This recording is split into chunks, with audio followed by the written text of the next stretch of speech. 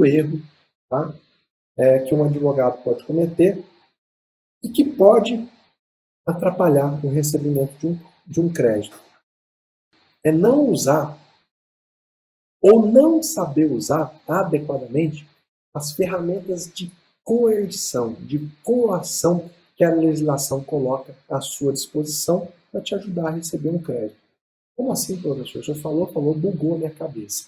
Eu não sei se você sabe, mas a própria lei te dá algumas ferramentas para você pressionar o devedor, para você coagir licitamente, tá? Não estou falando, sei lá, colocar um revólver na cabeça do cara e falar, você paga, você morre. Estou falando de medidas que a própria lei criou para coagir licitamente o devedor a pagar aquilo que ele deve. Tá? Existem várias medidas. E o erro que você comete é não usar ou não conhecer ou não saber usar adequadamente essas medidas coercitivas. Tá? Nós vamos falar aqui um pouco sobre elas, quais são elas, para que você tenha no seu radar. É claro que eu não vou conseguir aqui te explicar em detalhes quando você usa corretamente, quando você usa de forma errônea. O erro é você não usar essas medidas, se você nunca usou, você já está errando, ou não saber usar adequadamente, tá bom? Vamos falar um pouco sobre essas medidas coercitivas, tá? Que a lei coloca à nossa disposição. E aí já tem uma classificação, que é interessante você anotar. Existem medidas coercitivas que são típicas, que são aquelas expressamente previstas em lei, tá? Nós vamos falar aqui alguns exemplos.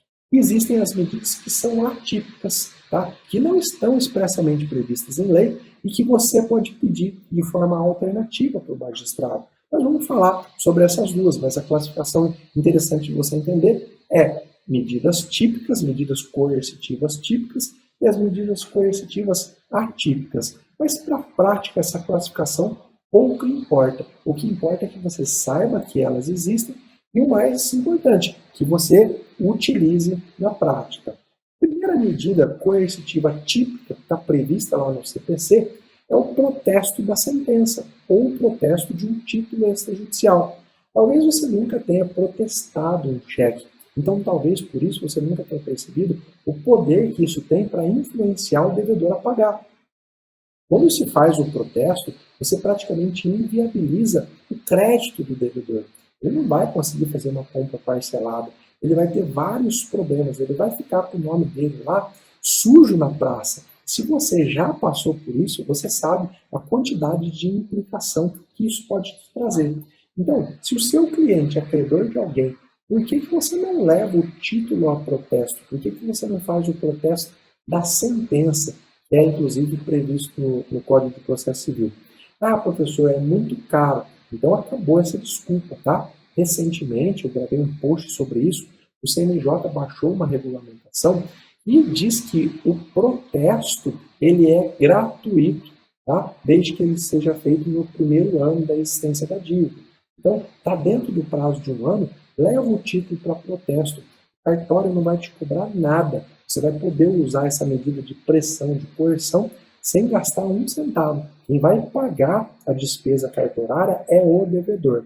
Depois, procura a postagem que eu fiz sobre isso no feed do meu Instagram, ou do YouTube, ou do Facebook, você vai achar lá. Eu falo o número da resolução do CNJ, mas se você for em qualquer cartório de protesto, o cartorário vai estar sabendo disso e você vai conseguir protestar sem nenhum custo, tá bom? Outra medida coercitiva típica, que está expressamente prevista no CPC, é a inclusão do nome do devedor em cadastro de inadimplente. Tá? Então, além de fazer um protesto nos cartórios de protesto, você pode incluir nos órgãos de cadastro de devedor, como Serasa, como SPC. Isso pode ser um grande mecanismo de pressão, de coerção. E olha, sabe o que eu fico com dó? Quando o advogado, sem tentar usar na prática, fala assim, isso não funciona, isso não vai adiantar. Eu posso te garantir que se você for empilhando tudo o que eu estou falando aqui, a chance de você receber vai ser 10 vezes maior, 20 vezes maior do que aquele que não toma atitude nenhuma, tá bom? Pode acreditar nisso, isso é o que eu vejo na prática acontecer todos os dias, tá bom? Então, duas medidas típicas, protesto da sentença e inclusão do nome do devedor em cadastro de inadimplentes. Vou te ensinar uma terceira medida que você pode utilizar e que acaba pressionando o devedor a pagar, a cumprir a obrigação.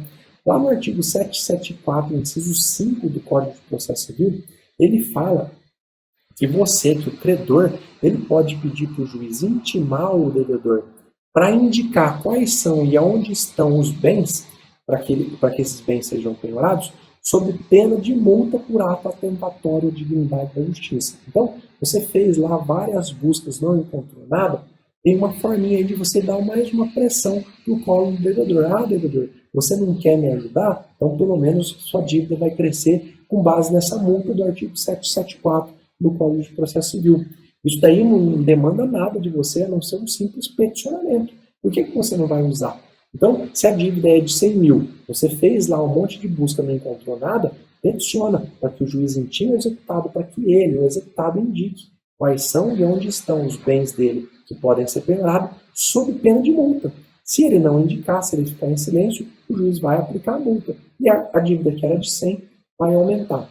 Ah, professor, mas que adianta aumentar a multa? Adianta. Uma hora você vai encontrar patrimônio, uma hora ele vai te chamar para um acordo, e aí a dívida não vai mais ser de 100, vai ser de 100 e mais um pouquinho. Então, eu vejo essa intimação do artigo 774 ser utilizada constantemente como forma de pressionar, de passar a batata quente no colo do devedor, tá bom? Existem várias outras formas atípicas. Uma delas também, que na prática exerce um grande poder para o devedor pagar ou procurar fazer um acordo, é você pedir a busca de bens lá no domicílio do executado. Pedir para o oficial de justiça ir lá e arrolar os bens. Olha, ninguém gosta de receber em casa um oficial de justiça, ainda mais um oficial de justiça que vai lá dentro anotando bem por bem. Ó, tem uma televisão, tem uma geladeira, tem um sofá. Isso é uma medida muito constrangedora. Então, às vezes, quando você pede essa medida, o executado, não querendo passar essa vergonha, às vezes na frente da família, na frente do condomínio onde ele mora, ele já se sente pressionado, coagido a procurar para fazer um acordo.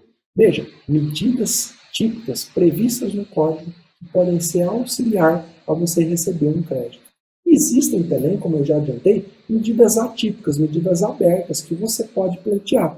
As mais famosas que você tem ouvido falar aí é a apreensão da CNH do devedor, a apreensão do passaporte. Você não vai encontrar no CPC um dispositivo que fala o juiz pode apreender a CNH. Por quê? Porque essas são medidas atípicas, medidas que não estão previstas expressamente, mas que elas são pleiteadas com base no que está disposto no artigo 139, inciso 6 do Código de Processo Civil. Esse dispositivo fala que o juiz ele deve dirigir o processo conforme as disposições do CPC. Incumbe ao magistrado determinar todas as medidas. Quando ele fala todas, é aí que ele abre o leque, né?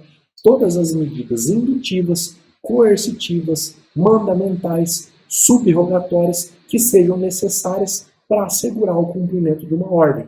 Então o juiz ordenou, réu, pague o débito de 100 mil reais. Ele não pagou, o juiz pode tomar medidas, então, coercitivas, mandamentais, subrogatórias. Uma das medidas coercitivas de pressão que tem sido pleiteada com frequência é a apreensão da CNH, é a apreensão do passaporte. Mas você precisa aprender a usar esse tipo de medida.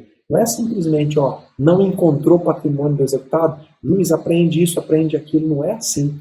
A jurisprudência e a doutrina já têm criado requisitos para a aplicação desse dispositivo, para que ele não seja altamente prejudicial ao devedor.